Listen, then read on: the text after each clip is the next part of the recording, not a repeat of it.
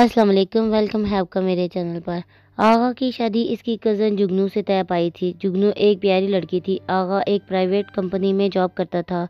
جگنو بھی پڑھی لکھی تھی۔ گھر والوں نے فیصلہ یہ کیا جلدی سے ان دونوں کی شادی کروا دیتے ہیں۔ دونوں بہت خوش تھے۔ دھوم دھام سے شادی ہو گئی۔ پہلی رات وہ دونوں بیٹھے ہوئے تھے۔ آغا جگنو کی جانب دیکھنے لگا۔ جگنو میری شہزادی کچھ پریشان سی ہو۔ جگنو آہستہ سے بولی، کچھ نہیں آغا، بس یوں ہی۔ آغا نے جگنو کا ہاتھ تھاما۔ جگنو یار تم کو اتنا تیز بخار ہے، اتنا کہنا تھا کہ جگنو کی آنکھ سے آنسو بہنے لگے۔ شاید سر میں بہت درد تھا اور جگنو کو سر درد برداشت نہیں ہوتا تھا۔ آغا کا ایک دوست ڈاکٹر تھا۔ آغا امی کے پاس گیا، امی جان جگنو کو بہت تیز بخار ہے، وہ رو رہی ہے، ڈاکٹر کو فون کیا۔ اتنے میں ڈاکٹر آ گیا، چیک اپ کیا۔ تھکن کی وجہ سے جگنو کو بخار ہوا تھا، میڈیسن وغیرہ دی، جگنو کو آرام کرنے کا کہا۔ آغا کی گود میں سر رکھا، لیٹ گئی۔ آغا آہستہ آہستہ جگنو کا سر دبانے لگا۔ جگنو سو گئی۔ آغا سر دباتا رہا۔ فجر کی اذان ہوئی تو آغا اٹھا اور نماز ادا کی۔ پھر جگنو کے پاس آیا، اس کے معصوم سے چہرے کی جانب دیکھنے لگا۔ اللہ پاک نے اسے کتنا خوبصورت بنایا ہے نہ تمہیں۔ جگنو کے ہاتھ تھامے اس کے پاس بیٹھ گیا۔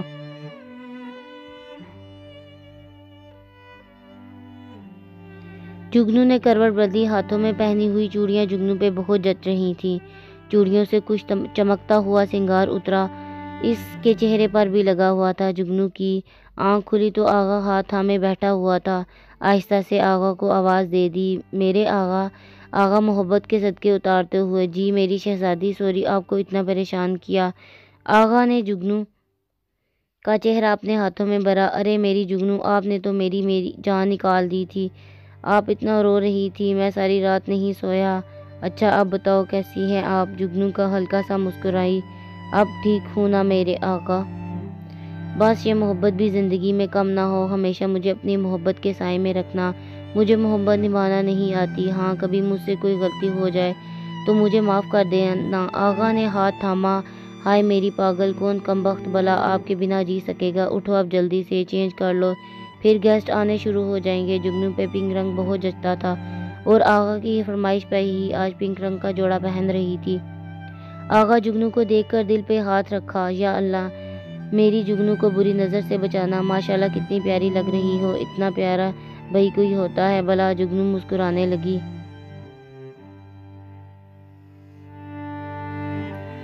آغا بس کریں آپ تو، بس مکھن نہ لگایا کریں، آپ اتنی بھی خوبصورت نہیں ہوں میں، آپ خود کو دیکھے کتنے پیارے ہیں۔ دن گزرنے لگے، حالات ایسے تھے کہ آغا آفس سے 50 بار فون کرتا، میری جگنو کیا کر رہی ہو، کھانا کھایا یا نہیں، حال پوچھتا، کچھ محبت بھرے الفاظ کہتا۔ جگنو بہت خوش تھی، بہت خوش۔ آغا بہت خیال رکھتا تھا، جگنو بھی بے پناہ محبت کرتی تھی۔ پھر رفتہ رفتہ آغا اپنے آفس کے کام میں مصروف رہنے لگا۔ کام کا بوجھ بڑھ گیا، آغا اب تھک جایا کرتا تھا، وہ گھر لیٹ آتا، تب تک جگنو سو جایا کرتی تھی اس کا انتظار کرتے کرتے۔ دوسری جانب حالات یہ تھے کہ آغا کے دونوں بھائی کوئی کام دھندہ نہیں کرتے تھے، گھر کا نظام آغا ہی چلا رہا تھا۔ جگنو کو یہ بات سخت ناپسند تھی، وہ آغا سے اکثر کہتی تھی، اپنے بھائیوں کو کہو اپنے بیوی بچوں کی ذمہ داری خود اٹھائیں۔ آغا مسکرا کر بات ٹال دیتا اور پھر وقت گزرنے کے ساتھ ساتھ جگنو کچھ تلخ سی ہونے لگی۔ آغا بھی جگنو کو وقت نہیں دے پا رہا تھا۔ آغا جو کچھ کما کر لاتا وہ سب گھر میں خرچ ہو جاتا۔ جگنو نہ جانے کتنی بار کہہ چکی تھی، آغا آپ کے بھائی کچھ کام کیوں نہیں کرتے؟ دوسری جانب آغا خود مصروف زندگی سے اکتا چکا تھا۔ ایک دن دونوں پاس بیٹھے ہوئے تھے اور آپس میں باتیں کر رہے تھے۔ جگنو نے الگ گھر کی خواہش ظاہر کر دی، دیکھو آغا میں آپ کے بھائی اور بھابھی لوگوں کے ساتھ نہیں رہ سکتی، آپ کی بھابھی نازیباً الفاظ استعمال کرتی ہے، گندی گالیاں دے دیتی ہے جو مجھ سے برداشت نہیں ہوتی۔ آغا بات کو سنبھالتے ہوئے بولا، جگنو یار تم ریلیکس رہو، میں بات کروں گا بھائی بھابھی سے۔ لیکن جگنو تھی کہ وہ اب ان لوگوں کے ساتھ نہیں رہنا چاہتی تھی۔ جگنو کی ایک ہی ضد تھی، الگ رہنا ہے بس، جو کہ جگنو کا حق بھی تھا۔ آغا اب اپنے بھائیوں کے ساتھ کیا کہتا؟ آغا نے بہت سمجھایا، جگنو میں نے بھائیوں سے بات کی ہے، وہ کہہ رہے ہیں 1 سال تک الگ اپنا گھر بنا لیں گے، لیکن جگنو تھی کہ اب بضد تھی، آغا اگر مجھے آپ الگ گھر میں نہیں رکھ سکتے تو میں امی کے گھر چلی جاتی ہوں۔ آغا آپ بات کیوں نہیں سمجھتے؟ یہاں رہ کر ہم ساری زندگی کچھ نہیں بنا سکتے، آپ جو کماتے ہیں گھر میں خرچ ہو جاتا ہے۔ آپ کے بھائیوں کو آپ کا کوئی احساس نہیں، مفت میں روٹی مل جاتی ہے انہیں۔ آغا کو بہت غصہ آیا، غصے سے چلا کر بولا، تم صاف کیوں نہیں کہتی کہ تم کو اب طلاق لینی ہے؟ جگنو کانپتی ہوئی آواز میں بولی، آغا یہ آپ کیا کہہ رہے ہیں؟ آغا غصے سے بولا، وہی کہہ رہا ہوں جو تم چاہتی ہو، میں جانتا ہوں تمہارا عشق رہا ہے حالہ کے بیٹے کے ساتھ، تم اس سے شادی بھی کرنا چاہتی تھی۔ اب وہ امریکہ سے واپس آ گیا ہے، تمہارا پیار پھر سے جاگ گیا۔ شادی کے بعد ایک دن خود بتایا تھا آغا کو اس کو کزن سے پیار ہوا تھا، لیکن وہ پھر امریکہ چلا گیا، اس لیے وہ اسے چھوڑ دیا۔ اب پھر آپ میری زندگی میں آ گئے۔ بس یہ ایک غلطی ہوئی تھی جگنو سے، جو کہ جگنو کو نہیں بتانا چاہیے تھا۔ جگنو رونے لگی، آغا آپ بات سمجھ نہیں رہے، وہ الٹا میرے کردار پر شک کر رہے ہیں۔ جگنو نہیں جانتی تھی یہ شکیات خود جگنو کی وجہ سے ہی جلی تھی۔ آغا چلا کر بولا، جاؤ تم کو طلاق دوں گا۔ دونوں میں کافی کلامی ہوئی۔ صبح جگنو اپنے بھائی کے ساتھ اپنی امی کے گھر چلی گئی آغا سے ناراض ہو کر۔ آغا آفس میں تھا، جب گھر آیا دیکھا جگنو گھر پہ نہیں تھی، معلوم ہوا اپنی امی کے گھر چلی گئی ہے۔ وہ بہت غصہ ہوا، دل چاہا کہ ابھی فون کروں اور جگنو کو طلاق دے دوں، لیکن خاموشی ہو گیا۔ بھاڑ میں جائے، اسے میرا خیال تو نہیں تو میں پھر بھی کیوں کروں؟ اب جو کچھ ہوا، کھانا بھابھی لوگوں کے گھر میں کھانے لگا۔ کچھ دن تو ٹھیک رہے، لیکن اب بھابھی لوگ بھی نخرے کرنے لگی، کبھی کھانا نہ دینا، کبھی کہنا ختم ہو گیا۔ ایک دن تو بڑی بھابھی نے کہا، دیکھ بھائی آغا، تم ہوٹل سے کھانا کھا لیا کرو، ہم لوگ سو جاتے ہیں اور تم لیٹ آتے ہو، اب رات 12 بجے ہم تمہارے لیے کھانا گرم نہیں کر سکتے۔ یہ پہلی بار تھا آغا کو محسوس ہوا، جگنو جیسی بھی تھی، چاہے رات کے 2 بج جاتے وہ میرے لیے کھانا گرم کر کے لاتی۔ دل چاہا جگنو کو فون کروں، اسے منا لوں، لیکن انا نے روک لیا، نہیں میری مردانگی پہ داغ لگ جائے گا، خود گئی ہے خود ہی آئے گی، بھاڑ میں جائے۔ دن گزرنے لگے، اب آغا کھانا باہر ہی کھا کر آتا۔ ایک دن رات کو بھوک لگی، نوڈلز بنانے لگا، بنانے تو آتے نہیں تھے، کوشش کی لیکن ناکام ہو گیا، پھر بھوکا سو گیا۔ بھائی بھابھی حال بھی نہیں پوچھتے تھے، حال کیسے پوچھتے تھے، ہر کوئی تو آج کل مصروف ہے۔ بڑا بھائی کہنے لگا، دیکھ آغا، وقت ضائع نہ کر، اگر جگنو نہیں رہنا چاہتی تو اسے طلاق دے دو اور میری سالی کے ساتھ شادی کر لو۔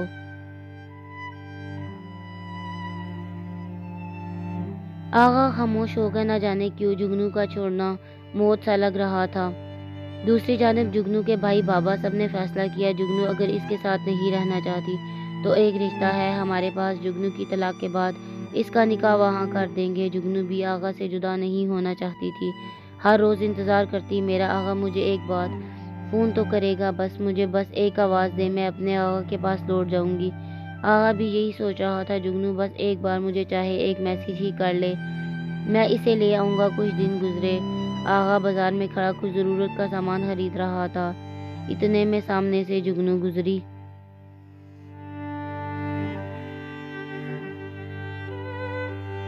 جو اپنی بھابھی کے ساتھ کچھ شاپنگ کرنے آئی ہوئی تھی۔ جگنو کو دیکھتے ہی دل تڑپ سا گیا، سوچا اسے آواز دوں، مگر زبان ساتھ نہ دے رہی تھی۔ جگنو کی اتفاق سے آغا پر نظر پڑ ہی گئی، جگنو کا تو جسم کانپ گیا۔ آغا سامنے کھڑا تھا، داڑھی بڑھی ہوئی، بال بکھرے ہوئے، کپڑے گندے سے، رنگ بھی پیلا پڑ چکا تھا۔ جگنو بھی کسی طرح آغا سے بات کرنا چاہتی تھی، لیکن خاموش رہی۔ آغا نے نظریں ملائی، پھر خاموشی سے چلا۔ دونوں ایک دوسرے کے ساتھ رہنا چاہتے تھے، لیکن بس ایک انا جس نے روک رکھا تھا۔ جگنو گھر جا کر بہت روئی، جگنو کو بخار ہو گیا، سر درد سے پھٹنے لگا۔ اسی طرح سے روتے روتے اس کو 10 دن گزر گئے، لیکن جگنو کی حالت سنبھل نہیں رہی تھی، بخار تھا کہ ٹھیک ہی نہیں ہو رہا تھا۔ جگنو کی چھوٹی بہن نے آغا کو فون کیا، بھائی آپ بھی 10 دن سے بخار میں وہ مبتلا ہے، نہ جانے کچھ کھا نہیں رہی نہ پی رہی ہیں۔ آغا نے سنا تو تڑپنے لگا، جلدی سے بائک سٹارٹ کی، جگنو کی جانب چل دیا۔ بھائی بھابھی کو پتہ لگا تو سب نے روکا، مت جاؤ، طلاق دو اسے بس، کیونکہ وہ نہیں چاہتے تھے کہ جگنو واپس اس گھر میں آئے، نہ وہ آئے گی، نہ ہی آغا اپنے بھائیوں کو کمانے کا کہے گا، مطلب یہ کہ سب آغا کے پیسوں پر عیش کر رہے تھے۔ مگر اس بار آغا نے ان کی ایک نہ سنی اور اپنی جگنو کی طرف چل پڑا۔ جگنو کمرے میں نیم بے ہوش پڑی ہوئی تھی۔ دروازے پر دستک ہوئی، بھابھی نے دروازہ کھولا، دیکھا سامنے آغا تھا، سلام کیا، سب سے پہلے پوچھا جگنو کہاں ہے؟ بھابھی نے اشارہ کیا، اوپر کمرے میں ہے۔ آغا دوڑتا ہوا کمرے میں گیا، جگنو کا بھائی آغا کو روکنے لگا، تھوڑا غصہ کرنے لگا، مگر جگنو کے بابا نے اسے سمجھایا کہ وہ آغا کو جانے دے، जुगनू करवट लिए लेटी हुई थी। आगा जुगनू की ये हालत देख कर तड़प गया। बाल चेहरे पर गिरे हुए थे। कांपते हाथों से जुगनू के चेहरे से बाल हटाए आहिस्ता से आवाज दी, जुगनू। जुगनू के कानों में जैसे ही आगा की आवाज सुनाई दी, दिल जोर जोर से धड़कने लगा था।